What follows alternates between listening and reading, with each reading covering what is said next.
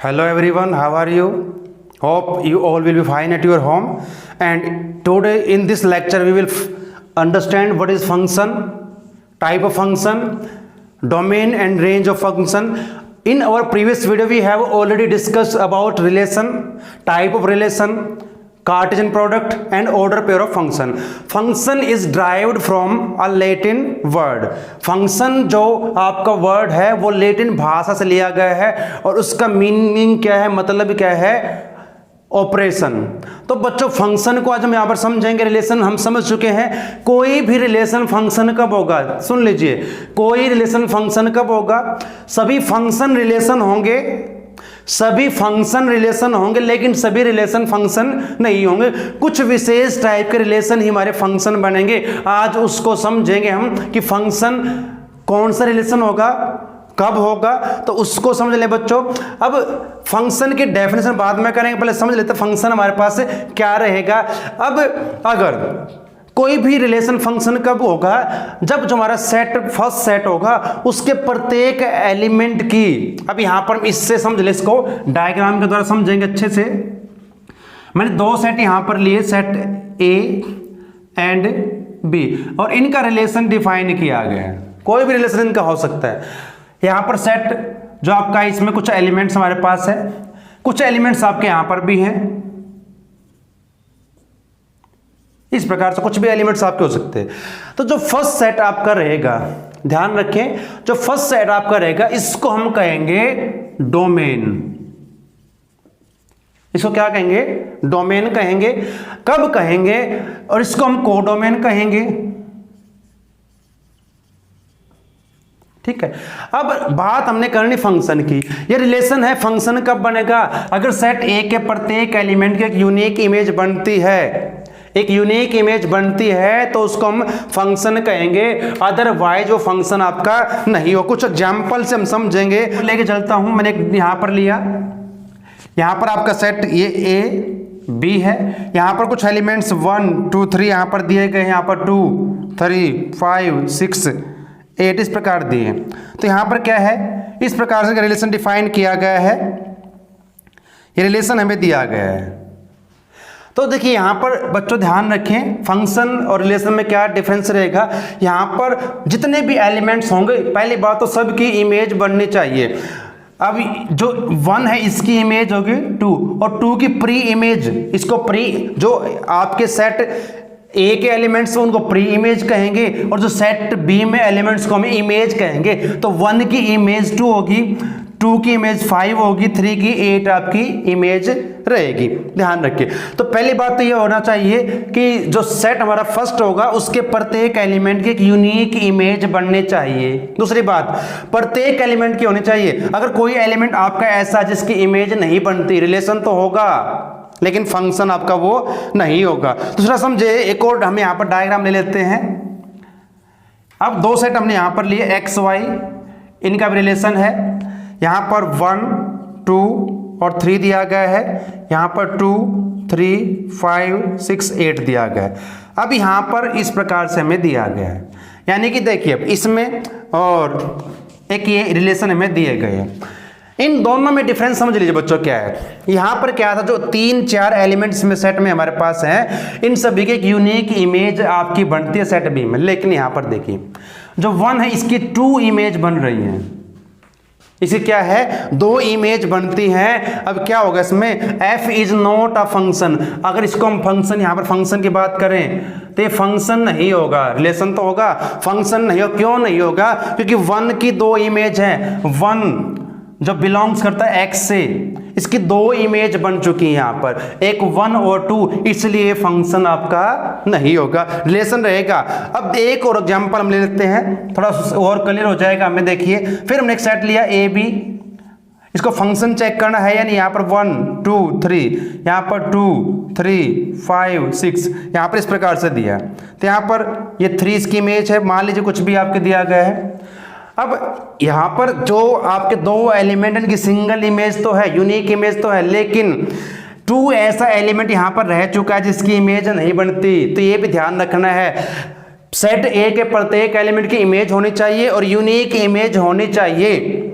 तभी वो हमारा फंक्शन बनेगा, तो ये भी हमारे पास फंक्शन नहीं होगा, तो हमारा ये फंक्शन नहीं होगा। हाँ, ये हो सकता है कि जो एलिमेंट आपके यहां पर है उनकी एक सिंगल इमेज बन सकती है, ऐसा हो सकता है भी जो यहाँ पर एलिमेंट्स है उनसे भी कि एक ही इमेज यानी कि बने उनकी, तो वो हो सकता है। लेकिन ध्यान हमें यहाँ पे क्या रखना, सिंपल सी भाषा में समझ लीजिए कि कोई रिलेशन फंक्शन कब होगा, जब जो हमारा फर्स्ट सेट है उस फर्स्ट सेट के प्रत्येक एलिमेंट की एक यूनिक इमेज बनेगी।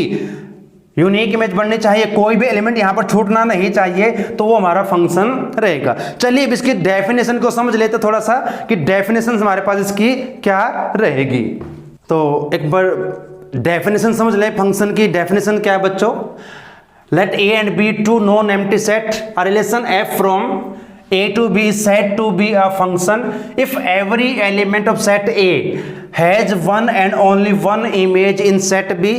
Thus a subset of A cross B is called a function or mapping.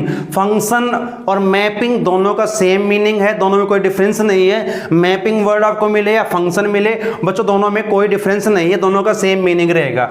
From A to B, A belongs to set A, there exists a unique B belongs to B such that order pair A B belongs to F, it is written as F such that A to B हमारा function रहेगा। इसका meaning भी वही है जो हम पहले कर चुके हैं कि जो हमारा फर्स्ट सेट रहेगा, अगर बात यहाँ पर इस प्रकार समझ ले इसको, जो हमारा फर्स्ट सेट रहेगा A, नॉन एम्प्टी सेट दोनों रहेंगे और सेट B रहेगा, तो सेट A में जो भी एलिमेंट आपके रहेंगे उनकी हमारे पास क्या होनी चाहिए कि यूनिक इमेज होनी चाहिए सेट B के अंदर। अगर उसकी यूनिक इमेज बनती है तो फिर हम उसको क्या कहेंगे, फंक्शन कहेंगे। सेट ए आपका रहेगा उसको कोड हम डोमेन कहेंगे, उसको हम क्या कहेंगे, डोमेन। और जो सेट बी उसको कोडोमेन कहेंगे।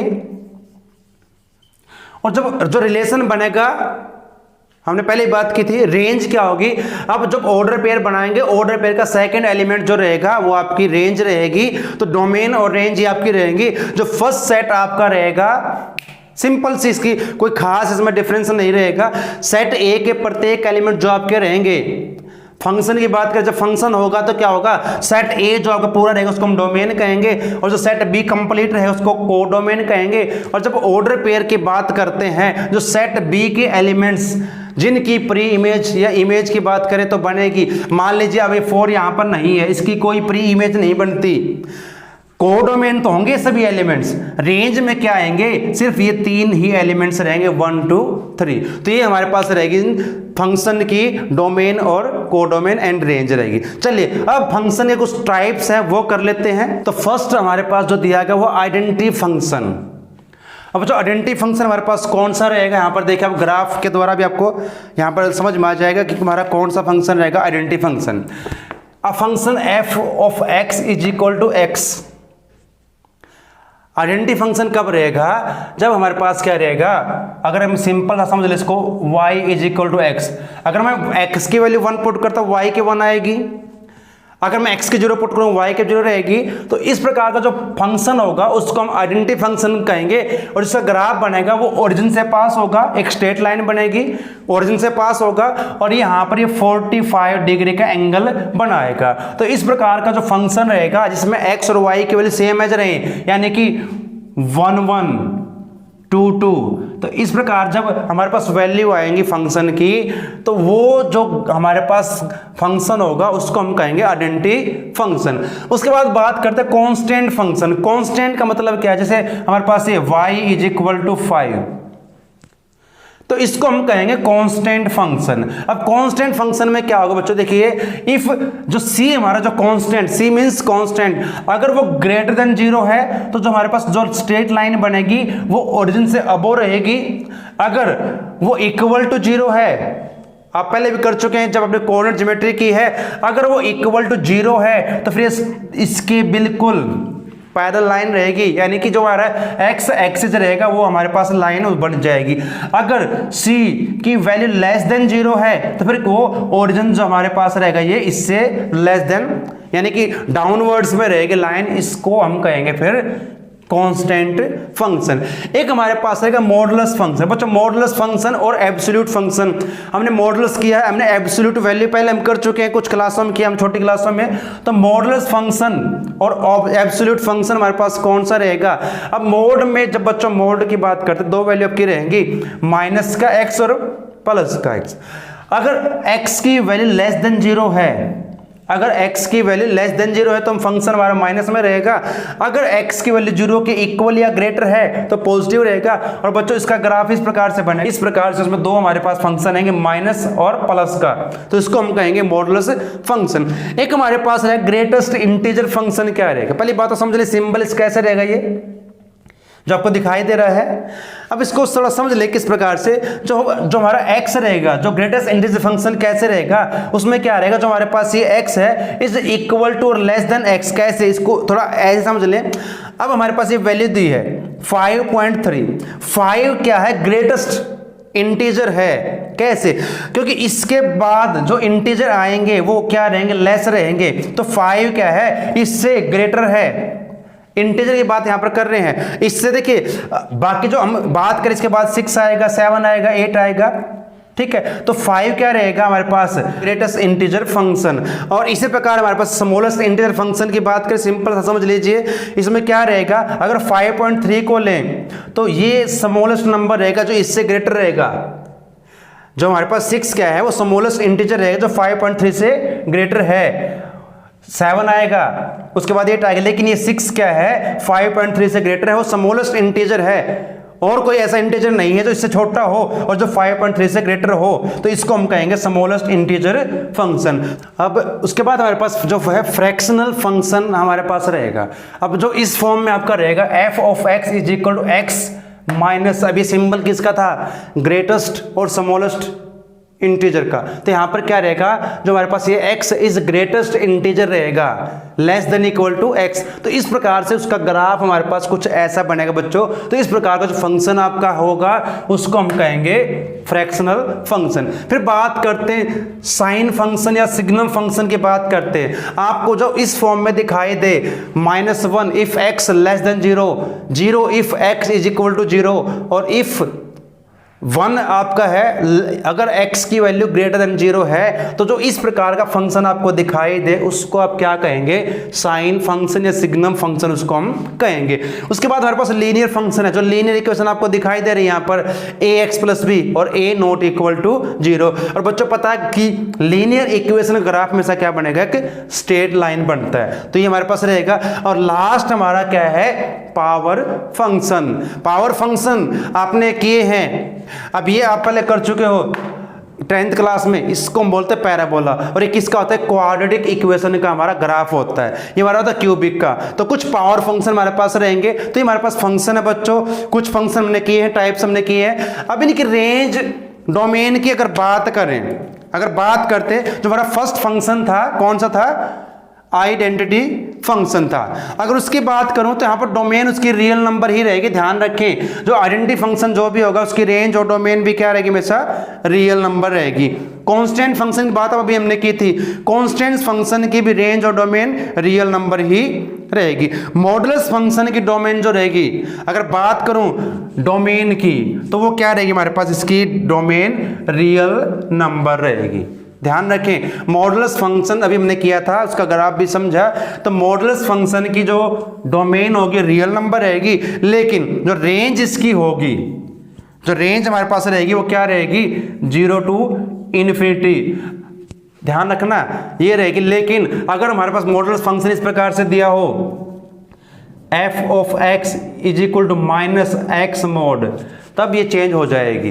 तब डोमेन तो रियल नंबर रहेगी, लेकिन इसमें क्या हो जाएगा आपका? यहाँ पर ये हो जाएगा 0 टू -इन्फिनिटी। इस प्रकार से थोड़ी चेंज इसकी हो जाएगी। तो हमने याद रखना है इनकी। ऐसे हमारे पास ग्रेटेस्ट इंटीजर फंक्शन की भी डोमेन क्या रहेगी? सुन लीजिए, जो हमारा ग्रेटेस्ट इंटीजर फंक्शन है अभी जो हम कर चुके हैं, उसकी जो डोमेन रियल नंबर रहेगी, लेकिन रेंज उसकी क्या रहेगी? z मतलब इंटीजर रहेगी। क्या रहेगी? इंटीजर। वैसे ही हमारे पास रहेगी स्मॉलेस्ट इंटीजर फंक्शन की भी डोमेन तो रियल नंबर रहेगी, रेंज उसकी क्या रहेगी? z यानी कि आपकी इंटीजर रहेगी।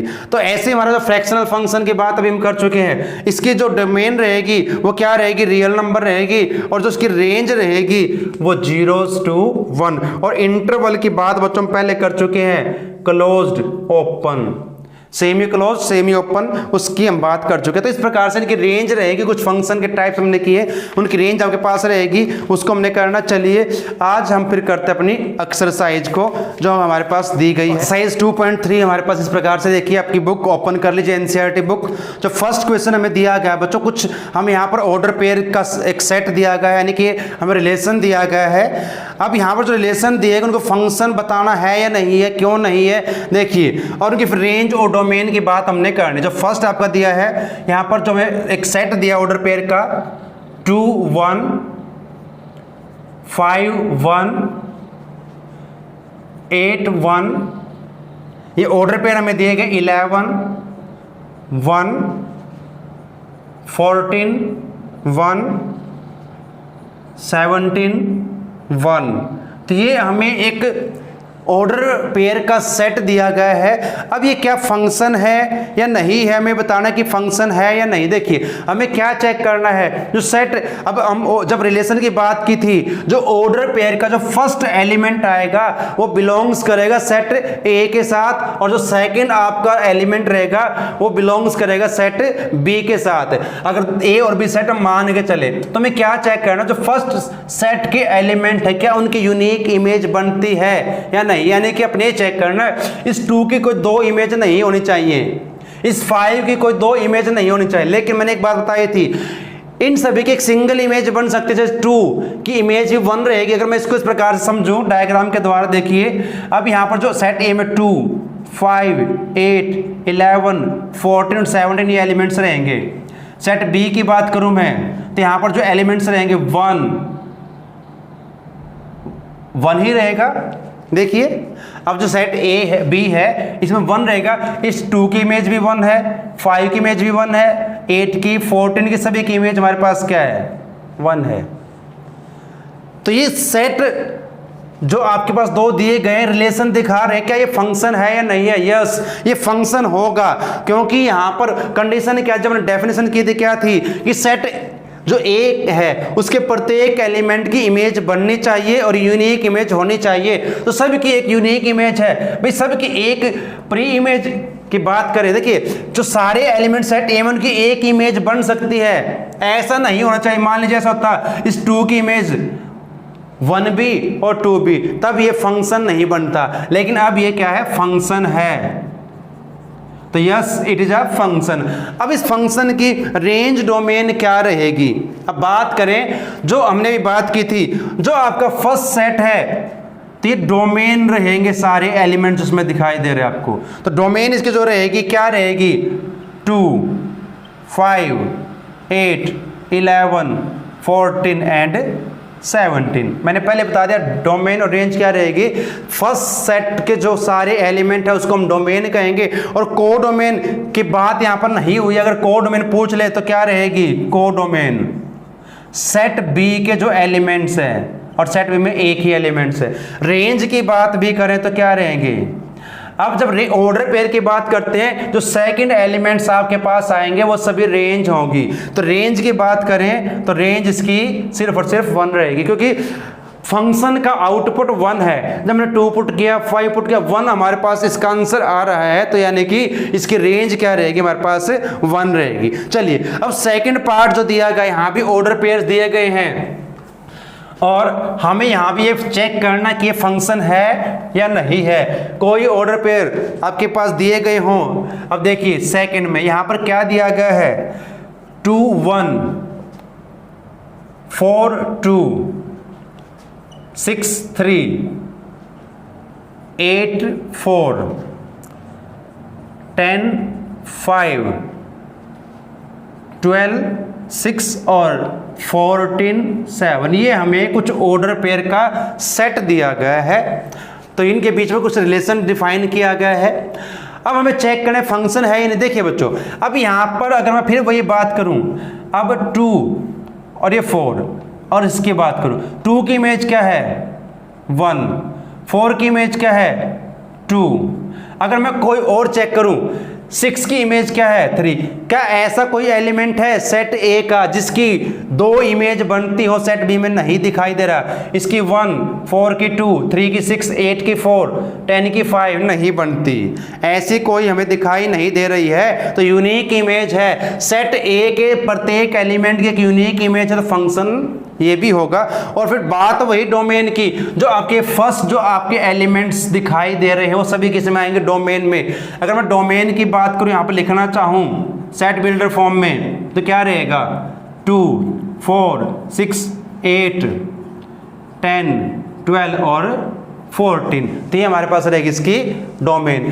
कोडोमेन इसने पूछा नहीं, रेंज पूछी है। रेंज क्या होगी फिर, जो सेट बी आपका दिया गया है और जो यहां पर ऑर्डर पेयर में जो आपका सेकंड एलिमेंट रहेगा 1, 2, 3, 4, 5, 6 और 7, तो ये आपकी क्या रहेगी इस फंक्शन की रेंज और ये आपकी डोमेन। अगर कोडोमेन पूछ ली जाए तो क्या रहेगा, सेट बी में जो भी एलिमेंट सारे के सारे आपके क्या रहेंगे, उसकी कोडोमेन हो जाएगी। ऐसे ही आपका जो नेक्स्ट थर्ड पार्ट दिया गया है बच्चों, देखिए यहां पर क्या दिया गया है 1, 3, 1, 5, 2।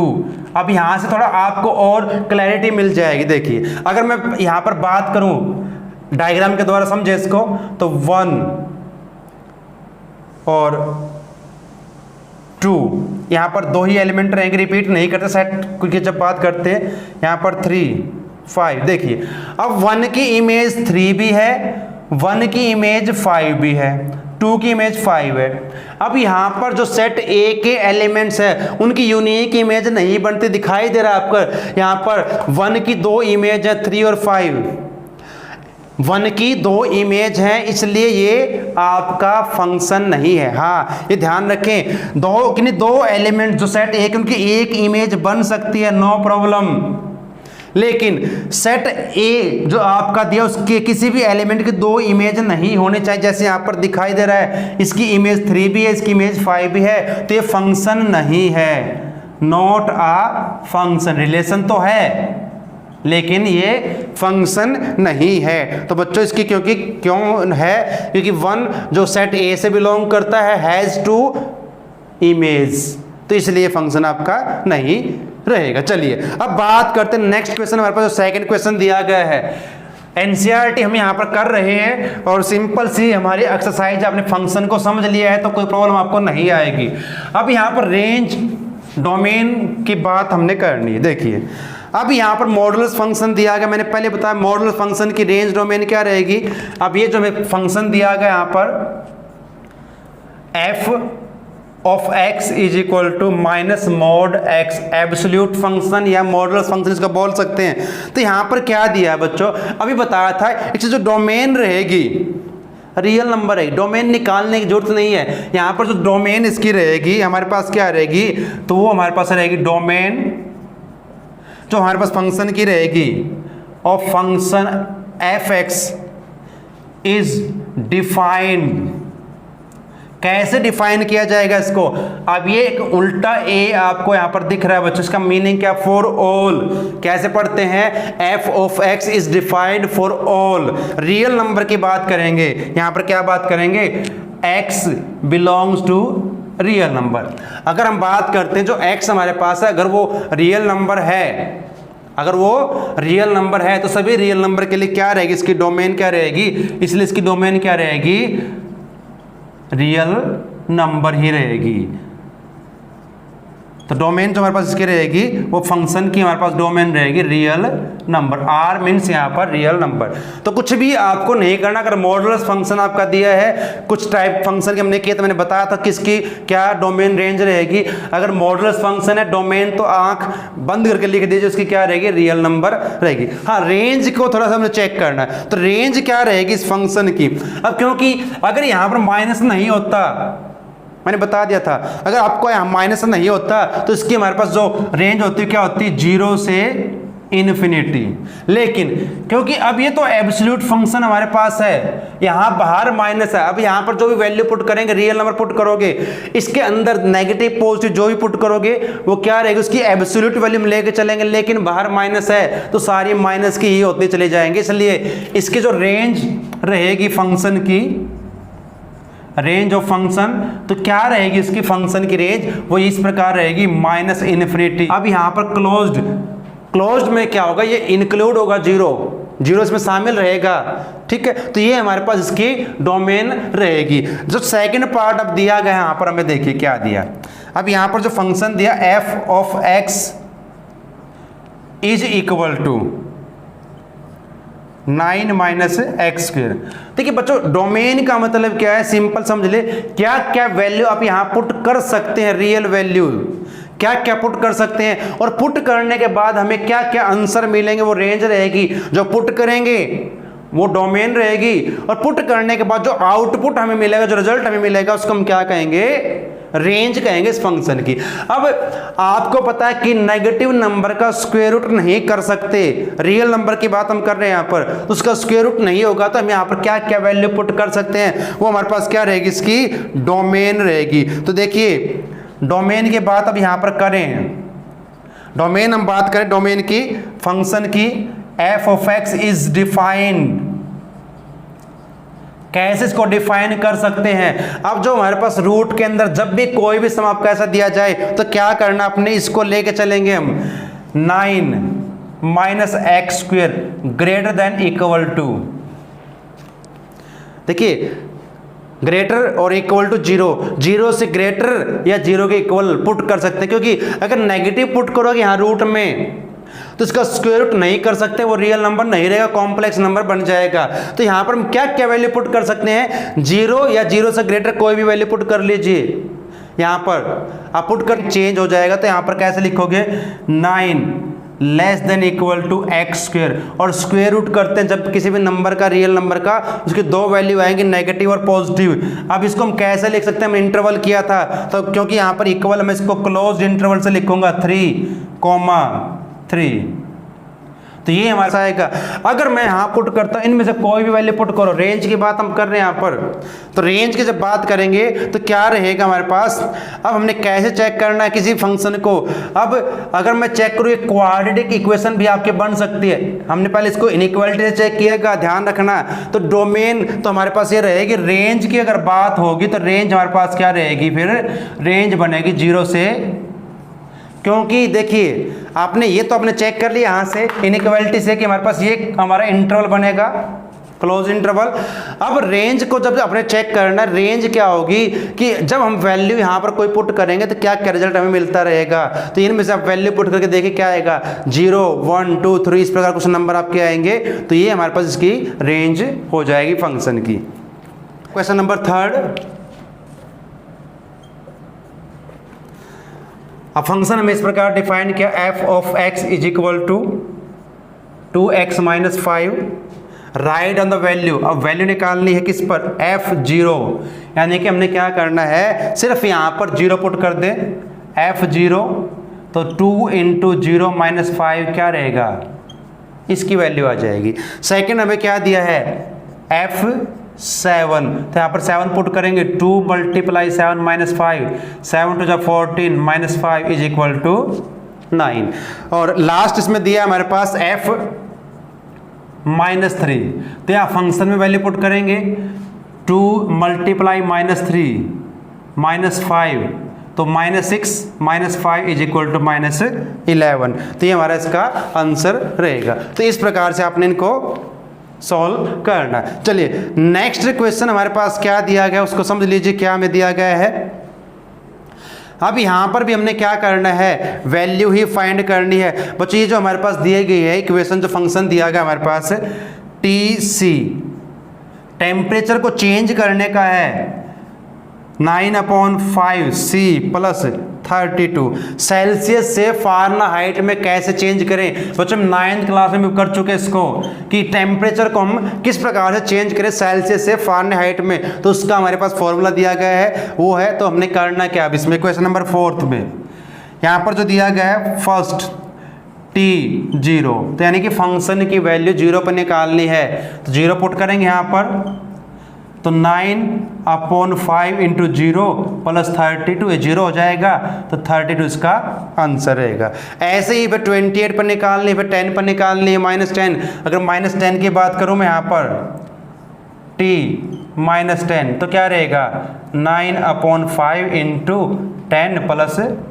5 2 जा 10 और 2 9 जा 18 माइनस के प्लस 32, तो क्या रहेगा प्लस के 14। तो इस प्रकार से आप इस फंक्शन की डिफरेंट पॉइंट पर वैल्यू आप फाइंड आउट कर सकते हैं। चलिए, फर्स्ट फंक्शन हमें दिया गया है f of x is equal to 2 - 3x where x belongs to r and x greater than 0। x की वैल्यू पॉजिटिव वैल्यू रखनी हमने 0 से ग्रेटर, तो इसकी क्या रेंज रहेगी, क्या डोमेन रहेगी, उसकी बात अब करते हैं। देखिए हमने रेंज निकालनी है। अभी हमारे पास क्या लीनियर फंक्शन आपका है, और लीनियर फंक्शन की बताया था जो डोमेन रहेगी रियल नंबर रहेगी हमेशा, जिसकी रेंज हमने निकाल। डोमेन की बात यहाँ पर नहीं पूछी गई है, डोमेन अगर पूछी जाए आपसे तो क्या रहेगी, रियल नंबर रहेगी। हमने रेंज निकालनी है, इसको y लेट कर लें, y इज इक्वल टू 2 -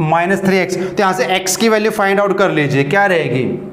अब 2 को उधर लेके आएंगे, इसको उधर लिए 3x को, 3x is equal to 2 - y और x is equal to 2 - y upon 3। तो y की वैल्यू क्या क्या पुट कर सकते हैं, तो वो इसकी क्या रहेगी हमारे पास रेंज रहेगी। तो रेंज हमारे पास फंक्शन की क्या बन जाएगी, इसकी f ऑफ x जो हमारे पास फंक्शन है, इसकी जो रेंज रहेगी इस प्रकार लिखेंगे इसको, r means range of function f। अब हम यहाँ पर कोई भी वैल्यू पुट कर सकते हैं, रियल नंबर कोई भी आप पुट कर लीजिए, तो क्या हमारे पास आंसर आएगा। देखिए रियल वैल्यू हमारे पास रहनी चाहिए। अब यहाँ पर जो पुट करें रियल वैल्यू हमें मिल जाए तो हमारे पास क्या रहेगा, इसको थोड़ा ऐसे समझ लीजिए, 2 - 3x। अब हमने x की वैल्यू क्या लेनी, ग्रेटर देन 0 लेनी है, तो क्या रहेगा। अब वही फिर इनइक्वालिटी वाली बात, अगर मैं 2 इसको इधर लेके जाऊंगा तो जगह 3x, तो यहाँ पर 2/3, तो ये हमारे पास इसकी आएगी। अब यहाँ पर क्या हमारे पास रहेगी, इसकी रेंज जो बनेगी वो रहेगी -∞ टू 2, -∞ से 2 हमारी इसकी रेंज रहेगी। इस प्रकार से हमने इसकी रेंज को फाइंड आउट करना है।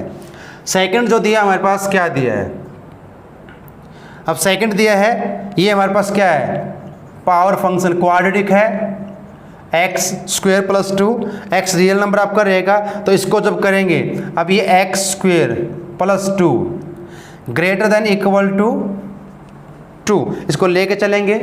देखिए अब यहाँ पर जो दिया गया, हमें क्या दिया गया, x हमारा क्या रियल नंबर है, तो यहाँ पर डोमेन तो रियल नंबर रहेगी, इसकी कोई भी रियल नंबर पुट कर सकते हैं, नो प्रॉब्लम, रियल नंबर ही आएगा। बात करनी रेंज की, जब यहाँ पर कोई रियल नंबर पुट करेंगे तो हमारे पास क्या क्या इसके आंसर रहेंगे, वो हमारी इसकी क्या रहेगी, रेंज रहेगी। तो रेंज जो यहाँ पर रहेगी बच्चों, इसके देखिए अब कैसे निकालेंगे।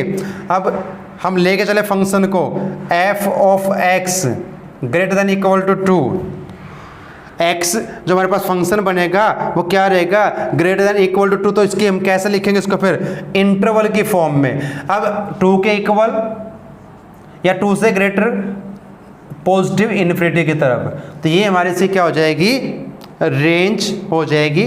ठीक है, तो इस प्रकार से हमें रेंज इसकी निकालनी है फंक्शन की। और जो लास्ट हमें दिया गया है, अब ये एक ऐसा फंक्शन, बात हम फंक्शन ही कर चुके, f of x is equal to x, हमने इसकी बात की थी फंक्शन की। यहाँ पर क्या होगा, जब x की वैल्यू 1 पुट करेंगे तो ये 1 आएगी, 2 पर 2 आएगी, तो यहाँ पर क्या रहेगी, इसकी जो रेंज रहेगी, जो फंक्शन हमारे पास दिया है belongs to R real number, तो इसकी रेंज क्या रहेगी, रेंज ऑफ फंक्शन, इसकी रेंज भी रियल नंबर ही रहेगी। तो इस प्रकार से अपने रेंज डोमेन को फाइंड आउट करना है। तो ये हमारी एक्सरसाइज बच्चों कंप्लीट है, इसके साथ हमारा चैप्टर भी कंप्लीट है। तो आप सभी का धन्यवाद।